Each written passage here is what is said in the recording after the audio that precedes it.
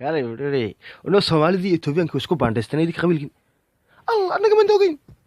war anagu Tigraygan isku baandhaysan anagu Tigray ban noqonay imka kulli badadii Etoobiya la noqonay kuwa ku sareey noqdan oo kabi oo anagu talooyaan ku biirna anagu Oromadan ku biirnaan malayn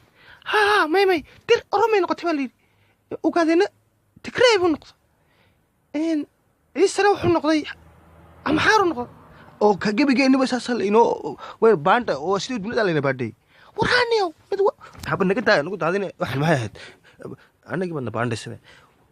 war gabigeega waa Soomaalida saas loo baandhaynayo kulli baa hale yalla kala dheereen bal isri qolo walba qole imka tirki waxay noqdeen Oromo ugaadinka waxay noqdeen Tigray iyo malaha ciise wuxuu noqday amxaaro saasaynu niyow kulliba aha weli waxaan ku tusayaa halkaa maarta xabad bay waxay ka dhuftinin Oromaa beri hore makaalay oo adigu wax noqoteen Tigray dir wuxuu noqday Oromo ciise wuxuu noqday amxaaro oo baanta waa la baanteeyey oo markaa raxaweyntuna waxay noqotay Gambeelle leeyo sidan waa saad markaa saas ugu darsan warkaas war iga dhinaaba warmada war bahayniyo waxaan kale aan ka yarayaa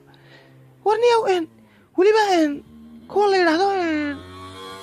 Gambeelle waa weyn kuwa la yiraahdo araareedo Gambeelle way sageegi Gambeelle oo markaa talow anaguna yaan markaa dirun bade oo markaa haweena ma isaaq barta uu ka galay muu ka galaya dirta uga ma jirta